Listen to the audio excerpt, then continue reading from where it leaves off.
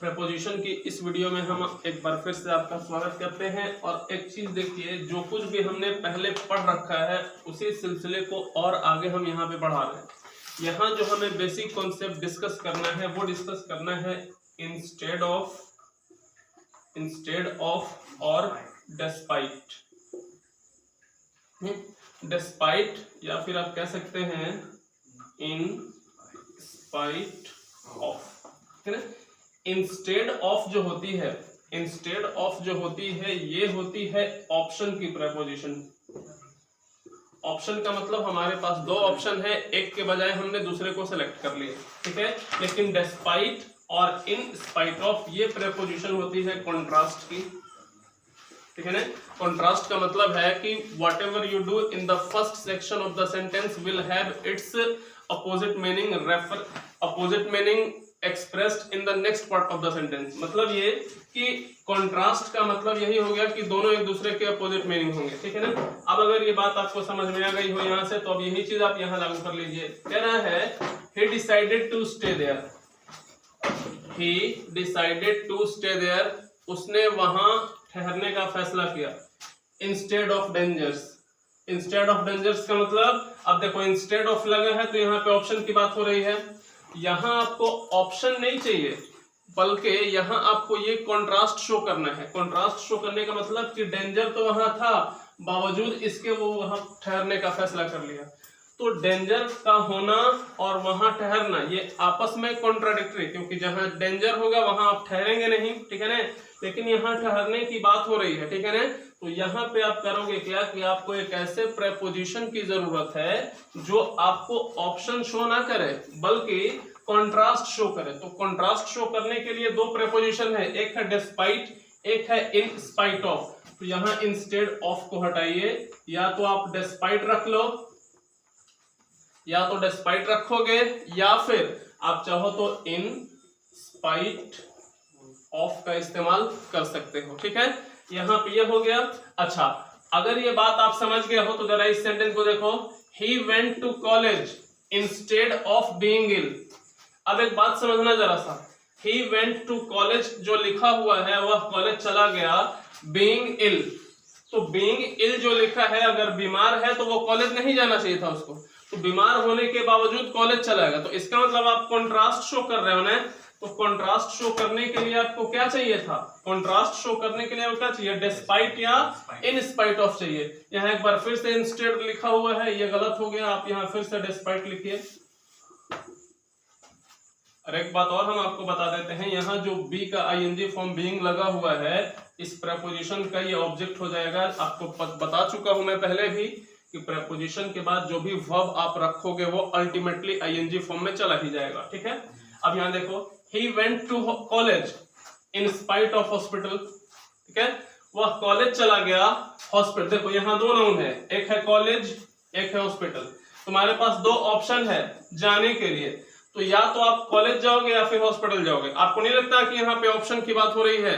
तो जब ऑप्शन की बात हो रही है यहाँ पे, तो आपको ऑप्शन की प्रेपोजिशन देनी चाहिए था, इंस्टेड ऑफ होना चाहिए था। आपने लिखा इन स्पाइट ऑफ, इसलिए ये गलत हो जाएगा। अब यहाँ लिखना पड़ेगा आपको instead of. Instead of simply आप ये समझ लो, जहां कहीं भी आपको एक ऑप्शन दिया होगा, दो ऑप्शन में से किसी एक को सेलेक्ट करना होगा, वहां आप रखोगे क्या?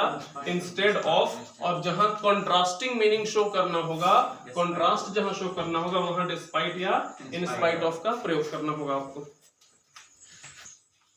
देखिए हमारे पास 5 सेंटेंसेस और हैं। इन 5 सेंटेंसेस को समझने के लिए आपको एक चीज और समझनी पड़ेगी यहाँ से कुछ, ठीक है। बिसाइड का मतलब होता है बाय द साइड ऑफ, मतलब के जस्ट बगल में, या इसका दूसरा मीनिंग आप नियर समझ सकते हैं। ये बिसाइड है, ठीक है ना। एक बात और समझना, बिसाइड जहां भी इस्तेमाल करना होगा ये प्लेस के रेफरेंस में ही आएगा, क्योंकि बगल में या नियर ये प्लेस का ही रेफरेंस है। बात आप समझ रहे हैं? अच्छा, अब हमारे पास दो चीज है, एक है इंक्लूजन, एक है एक्सक्लूजन। इंक्लूजन का मतलब है किसी चीज को शामिल कर लेना, और एक्सक्लूजन का मतलब है किसी चीज को बाहर कर देना, ठीक है ना। अब यहाँ इन चीजों को समझना बेहद जरूरी है इस प्रपोजिशन को यहाँ से समझने के लिए, ठीक है ना। अब एक चीज समझना, अगर इंक्लूजन की बात है, अगर आपके पास कोई चीज पहले से है उसमें आप कुछ और ऐड कर लेते हैं, तो ऐसे कंडीशन में आप बिसाइड्स का इस्तेमाल करोगे। लेकिन आपके पास पहले से ही कुछ नहीं है, ठीक है, तो जब पहले से कुछ नहीं है तो अब आपके पास ऑप्शन क्या बचा, सिर्फ बाहर ही बेच सकते हैं, आप ले तो सकते नहीं क्योंकि आपने पहले डिक्लेयर कर दिया है कि हमारे पास कुछ नहीं है, ठीक है ना। तो उस कंडीशन में अपार्ट फ्रॉम लिखना। अब ये दोनों मीनिंग अगर तुम्हें समझ में आ गई है तो अब कुछ सेंटेंसेस हमने यहाँ ड्रॉ कर रखे हैं, इनको जो है ध्यान से समझ लीजिए। कह रहा है I have one more phone, I have one more phone, मेरे पास एक और फोन है। एक और फोन होने का मतलब ये जो बिसाइड लिखा हुआ है, बिसाइड तो रेफरेंस होता है प्लेस का, बिसाइड का मतलब होता है बाय द साइड ऑफ या नियर। तो आप यहाँ ये मीनिंग नहीं निकालना चाहते, आप ये निकालना चाहते हैं मीनिंग कि आपके पास पहले से ही एक फोन है और उसमें आपने क्या किया, इसको भी क्या किया, इंक्लूड कर लिया। तो अब आपके पास टोटल कितने फोन हो गए, 2 हो गए, ठीक है। आप यहाँ ये कहना चाहते हैं I have one more phone, मेरे पास एक और फोन है, किसके अलावा, दिस वन के अलावा, यानी कि ये जो फोन है आपके पास, इसके अलावा एक और फोन आपके पास है, तो इसको भी आप इंक्लूड कर रहे हैं ना इसमें। तो इस फोन में जब इस फोन को इंक्लूड कीजिएगा तो आपके पास कितने फोन होंगे, 2। तो यहाँ तुम्हारे पास एक्सक्लूजन का सेंस है कि इंक्लूजन का, इंक्लूजन का सेंस है, ठीक है ना, क्योंकि आप उस फोन को अपने पास फिर रख रहे हैं। तो इंक्लूजन की प्रेपोजिशन तो बिसाइड्स होती है, यहाँ आपने लिखा बिसाइड, ये हो गया गलत, अब बिसाइड्स करना पड़ेगा यहाँ, ये यहाँ पे बिसाइड्स हो जाएगा। अब यहाँ देखो, यहाँ आप कह रहे हैं he bought a diary, he bought a diary, ठीक है ना। अच्छा, यहाँ पे बिसाइड लिखा है, एक बार फिर से वही गलती हो रही है। बिसाइड का मतलब होता है बगल में, ठीक है ना, के नजदीक। यहाँ बिसाइड का मीनिंग तो तुम्हें निकालना नहीं है, तुम यहाँ क्या कहना चाह रहे हो, ही बॉट ए डायरी, उसने एक डायरी खरीदा, ए बुक, इस किताब के अलावा एक डायरी खरीदा है। तो इसका मतलब डायरी पहले से ही थी उसके पास और इस बुक को भी उसी ने खरीद लिया, तो अब उसके पास क्या क्या बचा, डायरी भी उसी के पास हो गया, किताब भी उसी के पास हो गया। तो किताब को अपने डायरी में इंक्लूड किया ना उसने, इंक्लूजन की प्रेपोजिशन क्या होती है, बिसाइड्स। फिर बिसाइड को काटिए, बिसाइड्स लिखिए। अब यहां देखो, ही लेड द डायरी, उसने डायरी रख दी, ले का मतलब समझते हैं ना, रख देना कहीं पे। ही लेड द डायरी, उसने डायरी रख दिया, बिसाइड्स द बुक यहाँ लिखा हुआ है। तो आपको पता है कि ये लेड जो है रखने की वर्ब है, किसी चीज को आप कहीं प्लेस करते हैं, पुट करते हैं, उसकी वर्ब है। तो अगर ये वर्ब है तो आपको क्या लगता है, इस डायरी को आपने रखा होगा कहाँ पे, बुक के पास रखा होगा, बुक के बगल में रखा होगा। तो इसका मतलब ये प्लेस का रेफरेंस है ना, ये प्लेस का रेफरेंस है, तो प्लेस तो बिसाइड दिखाता है, यहाँ आपने बिसाइड्स रख लिया है, बिसाइड्स को हटाइए, बिसाइड रखिए, अब जाके ये सही होगा। अच्छा, अब हमारे पास क्या है, 2 ऑप्शन और है, इन दोनों को जो है बड़े अच्छे से आप समझ लीजिएगा, ठीक है ना। कह रहा है I like all sports, I like all sports का मतलब मुझे हर तरह का स्पोर्ट्स पसंद है, बिसाइड्स फुटबॉल, फुटबॉल के अलावा। अब एक बात समझना जरा सा, मान लो ये है तुम्हारा पूरा स्पोर्ट, हर स्पोर्ट इसी में है, ठीक है ना। तो आपने जब कह दिया कि आई लाइक ऑल स्पोर्ट्स, तो फुटबॉल भी स्पोर्ट्स ही है ना, फुटबॉल भी इसी में इंक्लूड है। तो अब बताओ, फुटबॉल तो ऑलरेडी इस स्पोर्ट्स में इंक्लूडेड है, अब तुम्हारे पास इंक्लूजन का ऑप्शन बचेगा, अब तुम सिर्फ एक्सक्लूड कर सकते हो ना, एकमात्र ऑप्शन तुम्हारे पास क्या बचा, अब आप सिर्फ एक्सक्लूड कर सकते हैं। तो एक्सक्लूजन की प्रेपोजिशन क्या है, अपार्ट फ्रॉम। तो अब यहाँ पे देखो, फुटबॉल के साथ जो बिसाइड्स रख लिया ना, ये गलत हो गया, अब आपको रखना पड़ेगा अपार्ट फ्रॉम। अपार्ट फ्रॉम का मतलब क्या आप कहना चाह रहे हो, अपार्ट फ्रॉम का मतलब आप ये कहना चाह रहे हो कि मुझे हर स्पोर्ट्स पसंद है, लेकिन किसको छोड़कर, अपार्ट फ्रॉम का मतलब एक्सक्लूजन, छोड़कर, किसको छोड़कर, फुटबॉल को छोड़कर। यानी कि फुटबॉल वो चीज है जो आपको पसंद नहीं है, इसके अलावा जितना स्पोर्ट है वो आपको सबसे ज्यादा पसंद है। मतलब ये कि किसी चीज को छोड़ करके बात आप करोगे, छोड़ोगे तो एक्सक्लूजन हो जाएगा, एक्सक्लूड की बात होगी तो अपार्ट फ्रॉम रखना, अगर इंक्लूड की बात करनी होगी तो आपको क्या रखना होगा, बिसाइड्स रखना होगा। ये चीज आप समझ लेना। यहाँ देखो, they have few friends, they have few friends, कोई मीनिंग इसका बताएगा क्या है? फ्यू फ्रेंड्स का मतलब उसके पास दोस्त है ही नहीं, बात समझ रहे हो ना? उसके पास दोस्त है ही नहीं। जब दोस्त है ही नहीं तो मान लो ये उसका सर्किल है, इसमें कोई फ्रेंड ही नहीं है, तो इंक्लूड तो उसने किया नहीं किसी को।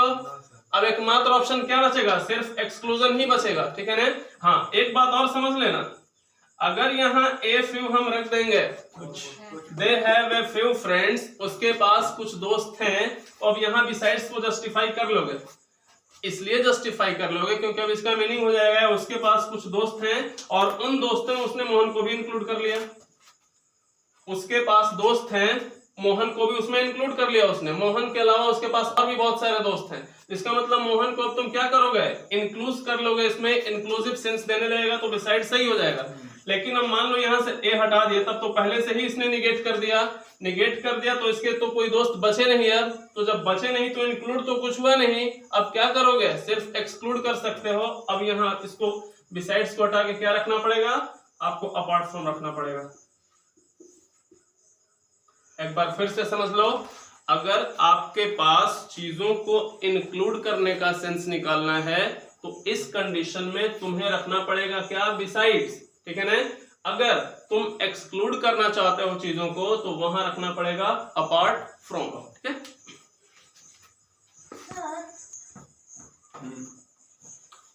चलो देखिए, अब हमारे पास दो प्रपोजिशन और है, ड्यू टू, ओविंग टू। पहले इनको आप समझ लीजिए, उसके बाद इनके यूज पे आइएगा। आपको एक बात हम बता दें पहले कि verb preposition, verb plus preposition, noun plus preposition, ठीक है, एडजेक्टिव प्लस प्रपोजिशन, ये सब मिलकर जो है कुछ खास किस्म के फ्रेजेस बनाते हैं, ठीक है ना? तो अब देखिए, ड्यू टू जो है वो काम करता है एडजेक्टिव का और ओविंग टू जो है वो काम करता है एडवर्ब का। हालांकि दोनों का मतलब जो आप देखेंगे वो है बिकॉज ऑफ, के कारण, ठीक है ना? ड्यू टू का मतलब के कारण, ओविंग टू का मतलब के कारण। अब एक बात समझ लेना यहाँ एकदम इत्मीनान से, ओविंग टू एडवर्ब का काम करता है, ड्यू टू एडजेक्टिव का काम करता है, ठीक है? ये बात समझ के देखो, यहाँ से हम तुम लोगों को बहुत कुछ एक पर्सपेक्टिव देना चाहते हैं, ध्यान से समझना।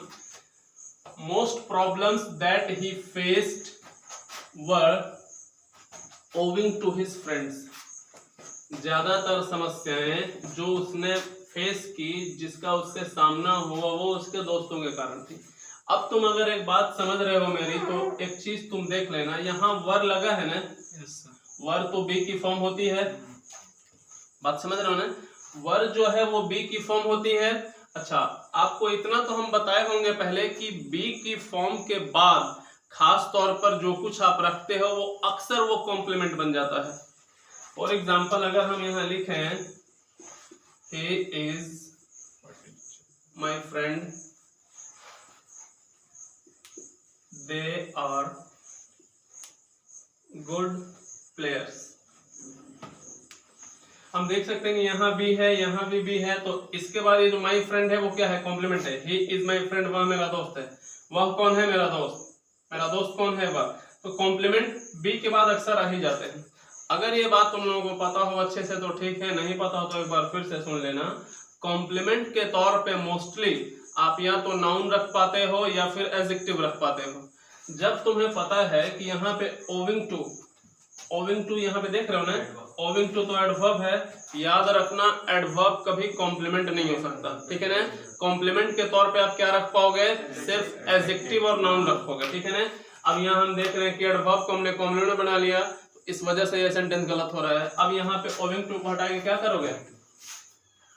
ड्यू टू करोगे, अब जाके सेंटेंस तुम्हारा सही हो गया। अब एक बात समझना, the man skip the party, उस आदमी ने पार्टी को क्या किया? स्किप कर दिया, छोड़ दिया। उस आदमी ने पार्टी को क्या किया? छोड़ दिया।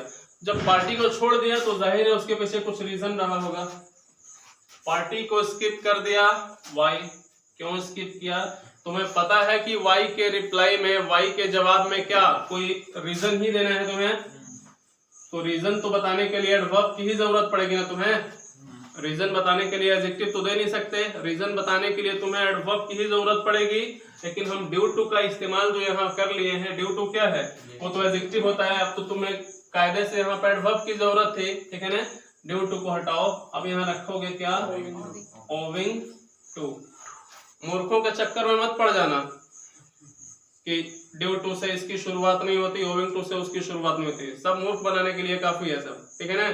आपको यहाँ से जो है एकदम क्लियर समझ में आ जाना चाहिए, ये चीज जो है समझ लोगे, ये समझ में आ जाएगा। अब एक बात समझना, the delay in the party was दिखा, यहाँ वाज दिखा तो इसका मतलब ये श्योर लिंकिंग वर्ब होगी, ठीक है ना। अच्छा, अगर ये लिंकिंग वर्ब है तो लिंकिंग वर्ब के बाद तुम्हें कॉम्प्लीमेंट की जरूरत थी, कॉम्प्लीमेंट के रूप में तुम एडजेक्टिव का इस्तेमाल कर सकते थे ना कि एडवर्ब का। हम यहाँ जो ओविंग टू का इस्तेमाल कर लिए हैं वो क्या है, ओविंग टू तो एडवर्ब है तुम्हारा, लेकिन कायदे से तुम्हें एडजेक्टिव चाहिए था। यहाँ पे ओविंग टू हटाओ, यहाँ रखो क्या, ड्यू टू। एक बार इसको समराइज करने के लिए मैं समझा देता हूँ, where ever you have to put due to it ultimately comes after linking verb. ये हमेशा लिंकिंग वर्ब के बाद आएगा, इस चीज को याद रखना। कहीं भी बी की फॉर्म अगर रखी हुई है तो जाहिर है वो लिंकिंग वर्ब है, लिंकिंग वर्ब के बाद हमेशा आप इसी ड्यू टू का इस्तेमाल करना। ओविंग टू का इस्तेमाल वहां पे क्या हो जाएगा, गलत हो जाएगा। यहां हमने क्या किया है कि कुछ वर्ड्स को कंजंक्शन से कनेक्ट किया हुआ है, और कनेक्ट करने के साथ साथ हमने किया क्या है कि एक वर्ड के साथ प्रेपोजिशन रखा है और एक के साथ प्रेपोजिशन नहीं रखा है, ठीक है ना। अब हमें ये देखना पड़ेगा इन तमाम सेंटेंसेस में कि कौन सा सेंटेंस हमारा सही होगा और कौन सा सेंटेंस गलत होगा। ध्यान से समझना जरा सा। इंटरेस्टेड यहाँ है, डिजायरस यहाँ है, देखिए ये नॉर कंजंक्शन होती है, इससे कनेक्ट कर रखा है। तो डिजायरस के बाद तो ऑफ हमने रख लिया है, प्रेपोजिशन सही है, लेकिन इंटरेस्टेड के साथ हमने कोई प्रेपोजिशन नहीं रखा, ठीक है ना। अब इंटरेस्टेड के साथ जो है कंजंक्शन आती है इन, ठीक है, तो यहाँ पे आपको इन रखना पड़ेगा, और डिजायरस के साथ ऑफ आती है, इसके साथ तो पहले से दिया हुआ था। एक बात हम समझा देते हैं, दो शब्द अगर जुड़े हुए हैं, ठीक है ना, अगर उनके साथ कॉमन प्रेपोजिशन आती है, अगर एक ही प्रेपोजिशन आती है तो किसी एक के साथ ही आप प्रेपोजिशन रखोगे, वही दोनों के साथ कॉमन हो जाएगा। लेकिन अगर अलग अलग आती है प्रेपोजिशन तो फिर आपको अलग अलग प्रेपोजिशन रखना पड़ेगा। पहले इन चीजों को समझ लेते हैं। देखिएगा, he is expert and confident. देखो, एंड से कनेक्ट किया किसको, एक्सपर्ट को और कॉन्फिडेंट को। एक चीज हम बता देते हैं आपको, एक्सपर्ट जो है वो एडजेक्टिव भी होता है, एक्सपर्ट नाउन भी होता है। जब एक्सपर्ट, ठीक है ना, जब एक्सपर्ट को आप नाउन मान लोगे, ठीक है ना, जब एक्सपर्ट को आप नाउन मान लोगे तो इसके साथ ऑफ देना पड़ता है, लेकिन जब एक्सपर्ट को एडजेक्टिव मानोगे तो इसका मतलब इसके साथ इन देना पड़ेगा, ठीक है ना। तो अब यहां आपको रखना पड़ेगा क्या, इन। अब हो जाएगा he is expert in and confident of this game. क्योंकि यहाँ पे आप इसको नाउन मान नहीं पाओगे, इसलिए नहीं मान पाओगे क्योंकि ये दो जो कंजंक्शन होती है ना, जो कंजंक्शन होती है वो इक्वल रैंक के वर्ड्स को जोड़ती है। अगर हम इसको मान ले कि कंजंक्शन इक्वल रैंक के वर्ड्स को जोड़ेगी तो कॉन्फिडेंट तो पहले से ही एडजेक्टिव है तुम्हारा, तो जब ये एडजेक्टिव है तो इसको आप एडजेक्टिव ही मान पाओगे ना, क्योंकि एंड से जुड़ा है तो दोनों एक जैसा होना चाहिए, ठीक है ना। इस वजह से इसको नाउन यहाँ पे नहीं मान पाओगे, ठीक है ना। अगर इसको आप मान लोगे एडजेक्टिव तो इसके साथ आपको इन देना पड़ेगा। अगर ये नाउन होता तो हम इसके साथ ऑफ जरूर देते। आपने कहीं देखा भी होगा कि एक्सपर्ट ऑफ समथिंग होता है, ठीक है ना। अब यहाँ देखो, they will bear the loss और डैमेज, ठीक है ना। देखो, और यहाँ कंजंक्शन है, इसके साथ लॉस और डैमेज। डैमेज के साथ तो टू सही है, लेकिन लॉस के साथ प्रेपोजिशन ऑफ देनी होगी आपको, अब जाके सेंटेंस सही होगा। क्योंकि अलग अलग प्रेपोजिशन लग रही है ना, इस वजह से हम इसके साथ रिस्क नहीं ले सकते, दोनों प्रेपोजिशन देनी पड़ेगी। अगर इसके साथ भी टू लगता, इसके साथ भी टू लगता तो लास्ट में टू दे देते और इसको और उसका दोनों का मीनिंग कॉमन हो गया होता। उसका एग्जांपल आएगा, देखिएगा, he is looking and laughing. अब एक बात समझना जरा सा, एंड से जुड़ा है लुकिंग को और लाफिंग को, लॉफ के साथ एट जोड़ दिया है। आपको तो पता है ना कि लुक के साथ भी एट ही लगता है, ठीक है। तो अब यहाँ पे हुआ क्या है कि लॉफ के साथ भी एट हो जाएगी और लुकिंग के साथ भी एट। अब यहाँ पे प्रेपोजिशन कॉमन है, इस वजह से अब यहाँ पे ऐड देने की कोई जरूरत नहीं है। यहाँ हमने क्या देखा इन 3 सेंटेंसेस में कि कहीं भी प्रेपोजिशन कॉमन नहीं है। जब प्रेपोजिशन कॉमन नहीं है तो आपको अलग अलग प्रेपोजिशन रखना था, अलग अलग प्रेपोजिशन आपने रखा, लेकिन यहाँ हमें एट पहले से जो दिया है इसके बाद भी एट ही आ रहा था। जब हम देख ही रहे कि एट पहले से है तो इसके साथ भी इसी को कॉमन मान लो। अब इसको हटा दो यहाँ से, ठीक है। अब यहाँ देखेगा he is talking and laughing. अब एक बात समझ लेना जरा सा, लॉफ के साथ एट आता है, ये चीज तो हम यहाँ दिखा लिए। एक चीज हम आपको बता देते हैं, आपको कैसे पता चला कि लॉफ के साथ एट आता है? आपने हर जगह देखा होगा कि लॉफ के साथ एट लिखा होता है, ठीक है ना। अब आपको दिमाग में ये होगा कि आप तो बोल रहे थे कि प्रेपोजिशन फिक्स नहीं होती है, लेकिन यहाँ हम लॉफ के साथ हमेशा एट दे रहे हैं तो फिक्स हो गई। देखो स्थिति क्या है, एट जो है वो टारगेट की प्रेपोजिशन होती है।